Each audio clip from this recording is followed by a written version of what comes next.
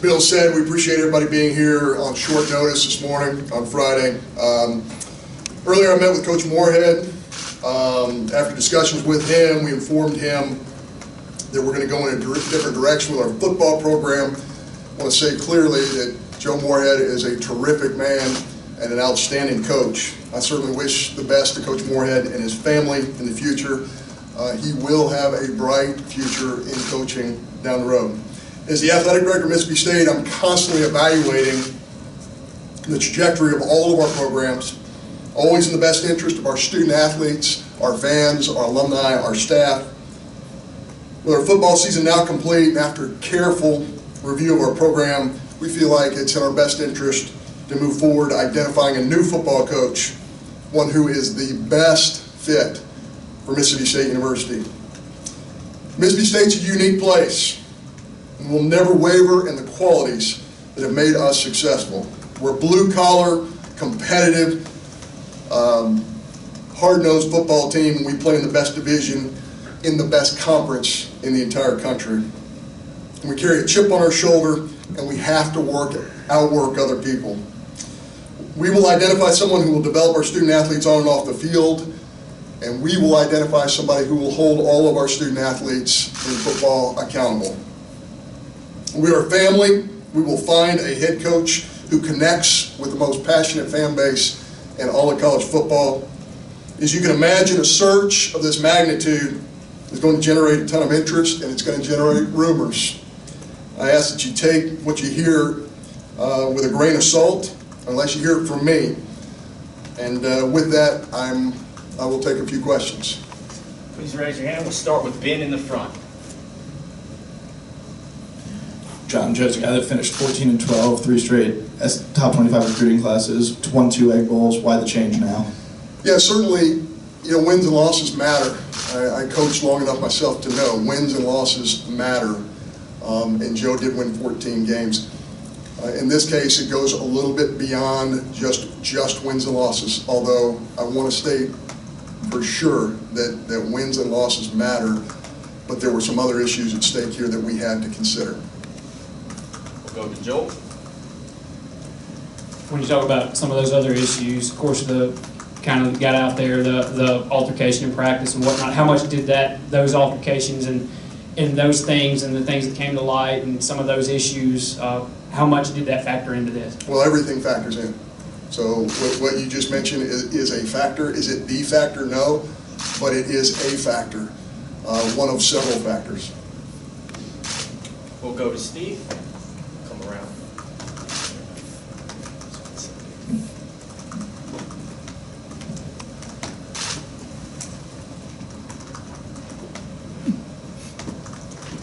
When identifying the next football coach at Mississippi State, what are some of the attributes you're looking for? Is it a prerequisite that you have maybe a sitting head coach?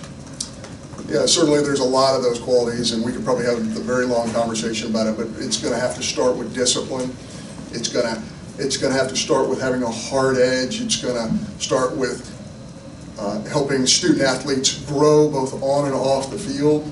It's going to start with somebody who has a passion for Mississippi State specifically. As I mentioned before, this is a unique place, and we're excited about finding that person.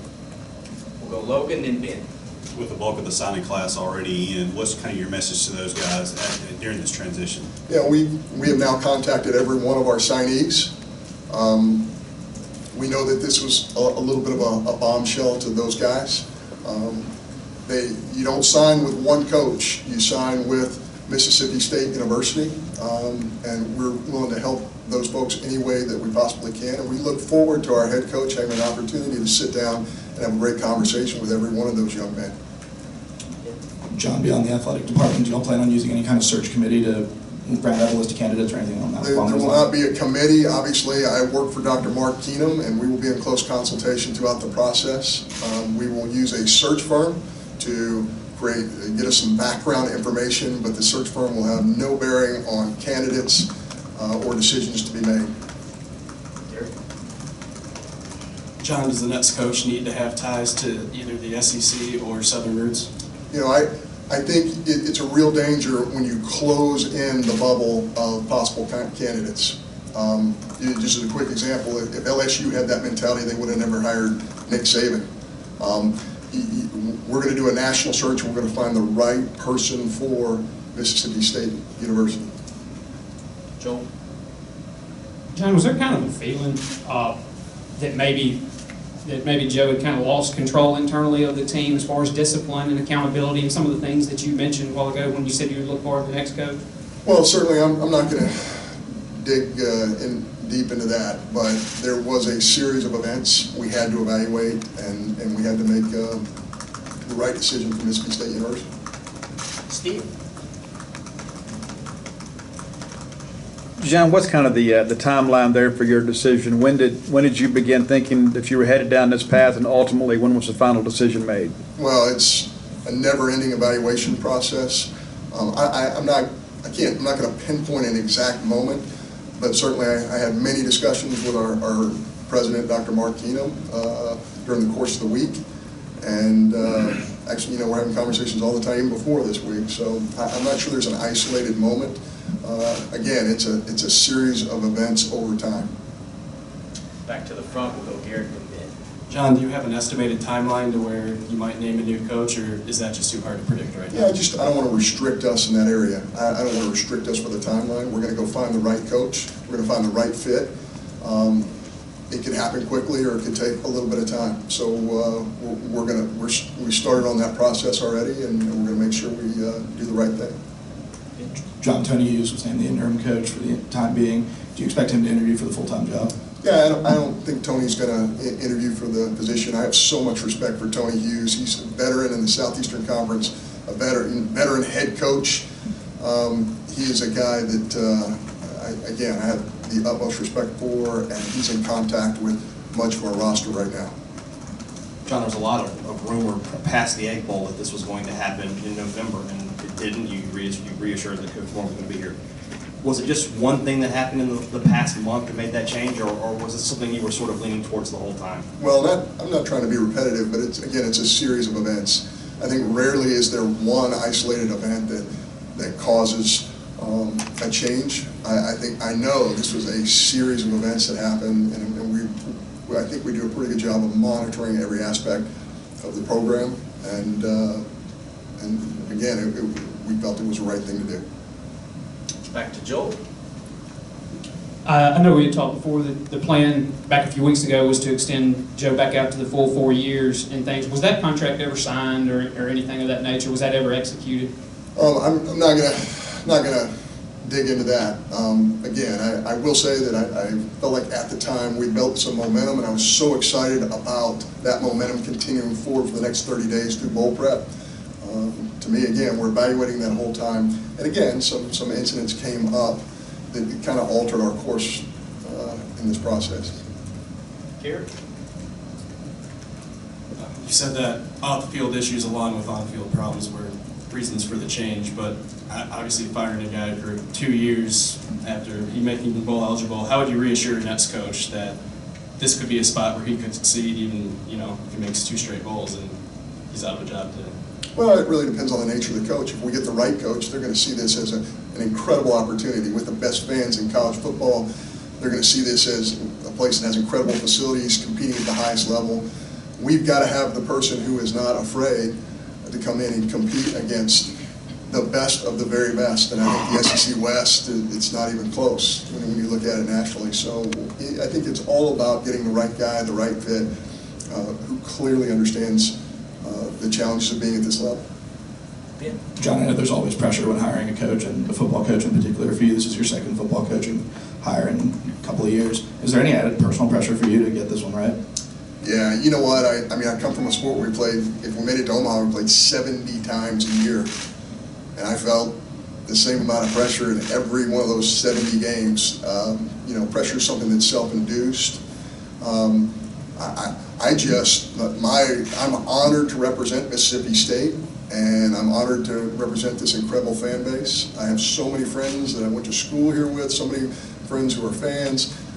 Our fans get it. Our fans are educated, and I love them. I think they create the best atmosphere in college football right here, and I want to do this for them. I want to do it for our players. I want to do it for this great university. That's my motive, not anything about pressure. Back to Joe up front. It's pretty unprecedented in Mississippi State history, and not all that usual around the country after 2 years to dismiss a coach and things. Just how difficult was it, this process, and how quickly it kind of came about and stuff. Just what has been I guess internally in your mind, the dialogue and things, just how tough has this been the last couple of weeks? Well, I always say this to all of our coaches, and I say it to my own children: if you do something the right way, it's always difficult, right? So everything's difficult about this. We're altering somebody's career, somebody that I care about, somebody I think who's a great man with a great family. It's difficult. There's no question about that. But in the end, it comes down to doing what's right for our institution, what's right for our student athletes, what's right for our staff, what's right for our fans. That's what it comes down to. And when you can isolate it in that direction, you feel good about making the decision. Back to Ben. John, I know you guys are going to cast a wide net, but Billy Napier's a guy who's been mentioned a lot in connection with this job. Is he someone that y'all have had contact with at all in the early going of this? Yeah, we're not going to comment on any of our candidates. I appreciate you asking that question. I can tell you in the early stages of this, the amount of interest this has drawn from outstanding coaches from one coast to the other has been incredible. I shouldn't be surprised because this is an elite football program, and we're going to get the right guy. But again, really excited about the pool that we've been able to put together so far. Back to Danny. John, I know delivering the news to coach had to be a tough thing to do, but what was his reaction? Did he seem appreciative of the opportunity you got here, or just could you share what maybe the reaction he had? Well, obviously it's disappointing for sure. I mean, he is a great man. He's a learned man. He's an educated man. I think at some levels Joe immediately got it. But I also think he recognizes the fact that he's got a coaching future in front of him, and that he's going to be successful. He's going to learn from this experience. Anything else?